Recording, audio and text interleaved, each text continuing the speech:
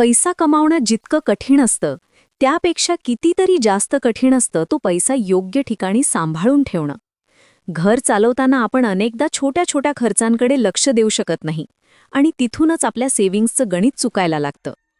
खरं सांगायचं तर घराची प्रत्येक जबाबदारी निभावताना पैशाचं खरं महत्त्व आपल्यालाच सगळ्यात जास्त समजतं. आज मी तुमच्यासोबत काही टिप्स शेअर करणार आहे ज्या तुमच्या रोजच्या आयुष्यात प्रॅक्टिकली कामी येतील आणि तुमच्या पैशांना योग्य दिशा देतील. तर चला सुरुवात करूया आणि समजून घेऊया की छोटे छोटे बदल करून आपण आपल्या सेव्हिंग्स कशा मजबूत करू शकतो. एक सवय जी आपल्याला नेहमी लक्षात ठेवली पाहिजे ती म्हणजे प्रामाणिकपणे बचत करणं. अनेकदा महिला असं विचार करतात की थोडेफार पैसे नवऱ्याच्या खिशातून काढले किंवा घर खर्चातून थोडेसे बाजूला ठेवले तर ती सेव्हिंग्स झाली. पण खरं सांगायचं तर ती सेव्हिंग्ज नसते, ते चोरीचं स्वरूप असतं. घराचा सगळ्यात मजबूत पाया म्हणजे विश्वास. नवरा बायकोमध्ये जेव्हा विश्वास असतो तेव्हा घरातील प्रत्येक गोष्ट सोपी होते. पण जर आपण पैसे लपवायला सुरुवात केली तर हळूहळू तो विश्वास तुटू शकतो आणि जिथे विश्वास तुटतो तिथे प्रेम आणि शांतता टिकत नाही. म्हणून योग्य मार्ग हाच आहे की उघडपणे बोला. तुम्हाला तुमच्या भविष्यासाठी सेव्हिंग्ज करायच्या असतील तर नवऱ्यासोबत बसून प्लॅन करा. त्यांना सांगा की तुम्हालाही एक छोटा फंड तयार करायचा आहे. विश्वास ठेवा, जेव्हा तुम्ही मनमोकळेपणाने बोलता तेव्हा समोरचा माणूस समजूनही घेतो आणि सपोर्टही करतो. म्हणून लक्षात ठेवा, लपवून ठेवलेले पैसे कधीच घर मजबूत करत नाहीत, उलट घराचा पाया डळमळीत करतात. पण प्रामाणिकपणे आणि उघडपणे केलेली सेव्हिंग्ज तुम्हाला फक्त आर्थिकदृष्ट्या सुरक्षित करत नाहीत तर नात्यातही अजून जवळीक निर्माण करतात. जर घराची जबाबदारी तुमच्या हातात असेल, जसे की भाजी आणणं, दूध घेणं, मुलांची फी भरणं किंवा किराणा खरेदी, तर खरंच सांगते, इथूनच सगळ्यात सोपी सेव्हिंग्ज निघते. आणि हा काही चुकीचा मार्ग नाही तर शहाणपण आहे. उदाहरणार्थ तुम्ही भाजी घ्यायला गेलात, थोडीशी बार्गेनिंग केली किंवा सीझनल भाजी घेतली तर आरामात 150 ते 200 रुपये वाचू शकतात. किराणाबाबत बोलायचं तर दर महिन्याला 300 ते 400 रुपये वाचवणं काही अवघड नाही. फक्त थोडं डोकं लावून ऑफर्स पाहायच्या किंवा होलसेलमध्ये खरेदी करायची. दुधात सुद्धा कधीकधी 1 लिटर कमी घेतलं तर पूर्ण आठवड्याचं मॅनेजमेंट होऊ शकतं. या सगळ्या छोट्या छोट्या सेव्हिंग्ज दिसायला छोट्या वाटतात, पण वर्षाअखेरीस हेच आकडे एकत्र येऊन मोठी रक्कम बनतात. आणि सगळ्यात महत्त्वाचं म्हणजे या गोष्टी नवरे फारसे चेकही करत नाहीत. त्यामुळे घर चालवताना तुम्ही दाखवलेलं शहाणपणच तुमची हिडन सेव्हिंग्ज बनतं. लक्षात ठेवा, होममेकर असणं म्हणजे फक्त स्वयंपाक किंवा साफसफाई करणं नाही. खरी होममेकर ती असते जी घराचा हिशोब किताबही समजदारीने सांभाळते आणि दर महिन्याला थोडं थोडं वाचवून कुटुंबासाठी सुरक्षित भविष्य घडवते. जर तुमचे नवरे ऑफिसमधून परतताना भाजी, दूध, किराणा सगळं घेऊन येत असतील तर या ठिकाणी तुम्हाला फारशी बचत करता येणार नाही. पण याचा अर्थ असा नाही की तुम्ही सेव्हिंग्ज करूच शकत नाही. तुम्ही तुमचा स्वतःचा मार्ग तयार करू शकता. महिन्याच्या सुरुवातीलाच नवऱ्याशी स्पष्ट ठरवा की दर महिन्याला तुम्हाला एक ठराविक रक्कम दिली जाईल. ती 1000 असो, 2000 असो किंवा जितकी शक्य असेल तितकी. ही रक्कम तुमची पर्सनल सेव्हिंग असेल आणि ती तुम्ही इतर कोणत्याही गोष्टीत खर्च करणार नाही. वर्षाचा शेवटी तुम्हाला जाणवेल की ही छोटी छोटी बचत मिळून चांगली रक्कम तयार झाली आहे. अशा पद्धतीने घर खर्च थेट मॅनेज करता न येतानाही तुम्ही तुमची फायनान्शियल इंडिपेंडन्स आणि पर्सनल सेव्हिंग्ज टिकवू शकता. मुलांना नातेवाईकांकडून किंवा कुठे गेल्यावर पैसे मिळाले तर ते गुल्लकात टाकण्याची सवय लावणं ही खूप चांगली सेव्हिंग हॅबिट आहे. लहानपणापासूनच मुलांना पैशाची किंमत आणि बचतीचं महत्त्व समजावून सांगितलं पाहिजे. जेव्हा जेव्हा त्यांना पैसे मिळतील तेव्हा लगेच गुल्लकात टाकायला प्रोत्साहित करा. ही छोटी सवय फक्त त्यांची पॉकेट मनी वाचवणार नाही तर त्यांच्यात फायनान्शियल डिसिप्लिनही आणेल.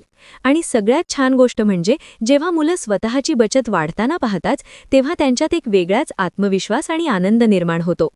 आजपासून ही सवय लावली तर उद्या तुमची मुलंही समजदारीने पैसा वापरायला आणि वाचवायला शिकतील.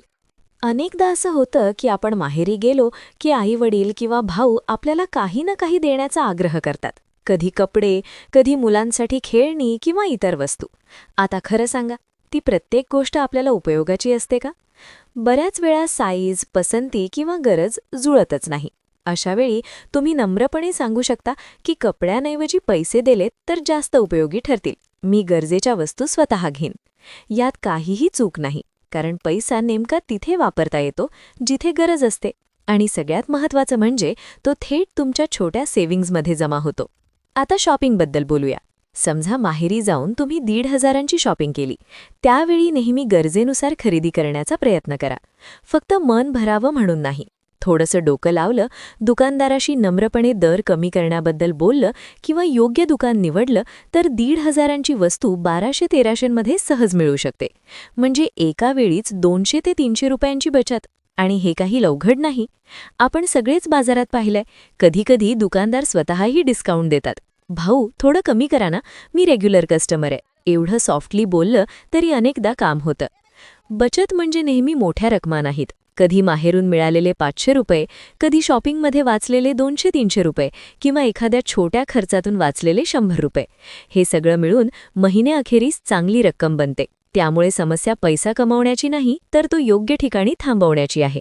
आणि ह्याच छोट्या छोट्या सवयी तुम्हाला फायनान्शियली स्ट्रॉंग बनवतात. आता थोडं खर्चांबद्दल बोलूया.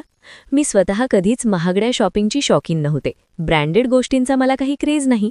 माझं नेहमी असं मत राहिलंय की 5-6 हजार एका साडीवर खर्च करण्यात फारसा फायदा नाही. कारण खरं सांगायचं तर साडी किंवा सूट आपण वर्षातून किती वेळा घालतो आणि नंतर बहुतेक कपडे कपाटातच पडून राहतात. म्हणून मी नेहमी अफोर्डेबल शॉपिंग करते. त्याच 5-6 हजारात 3-4 चांगल्या साड्या किंवा सूट्स येतात, जे रोजच्या वापरातही आरामात घालता येतात. याचा फायदा असा की व्हरायटीही राहते आणि पैसा आपोआप वाचतो. खरं तर बचत फक्त गुल्लकात पैसे टाकण्याने होत नाही. ती आपल्या विचारसरणीवर आणि सवयींवर अवलंबून असते. जर आपण स्मार्ट पद्धतीने खर्च केला तर कोणताही मोठा त्याग न करता देखील चांगली बचत करता येते. दुसरी गोष्ट म्हणजे घरात राहूनही आपण छोट्या छोट्या एक्स्ट्रा इन्कम कमवू शकतो. उदाहरणार्थ, घरात तूप बनत असेल आणि कधी जास्त साठा झाला तर तो नातेवाईकांना किंवा शेजाऱ्यांना विकून थोडे पैसे बाजूला ठेवता येतात. हेच पैसे तुमची छोटीशी सेव्हिंग बनू शकतात. जर तुम्हाला उन्हाळी काम जसं लोणचं, पापड किंवा इतर वाळवणीचे पदार्थ येत असतील तर त्या आसपासच्या लोकांना देऊन थोडंफार कमावता येतं. याचा फायदा असा की वेगळं मोठं काम करावं लागत नाही. रोजच्या कामातून थोडंसं एक्स्ट्रा काढून तेच तुमचं छोटं उत्पन्न आणि सेव्हिंग्सचं साधन बनतं. आणि हो, छोट्या छोट्या घरगुती सवयींमधूनही बचत होते. जसं की कपडे घरातच इस्त्री केले तर बाहेर इस्त्रीवाल्याला प्रत्येक वेळी पैसे द्यायची गरज राहत नाही. विचार करा, महिनाभरात किती वेळा इस्त्री होते आणि प्रत्येक वेळी 100-150 रुपये वाचून हळूहळू चांगली रक्कम तयार होते.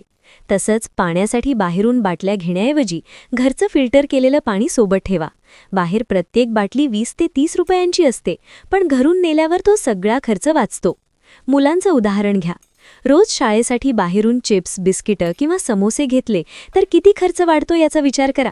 जर तुम्ही सकाळी फक्त 10-15 मिनिटे काढून घरून डब्बा तयार केला, जसं की पराठा, पोहे, सँडविच किंवा सीझनल फळं, तर मुलांचं पोटही भरेल, पैसेही वाचतील. आणि सगळ्यात महत्त्वाचं म्हणजे तुम्हालाही समाधान मिळेल की तुम्ही त्यांना चांगलं अन्न दिलं आहे. तसंच नवऱ्यांसाठी रोज ऑफिस बाहेर कॅन्टीनमधून जेवण घेतलं तर महिन्याला हजारो रुपये खर्च होतात. जर घरून डब्बा दिला तर तो खर्च सहज वाचतो.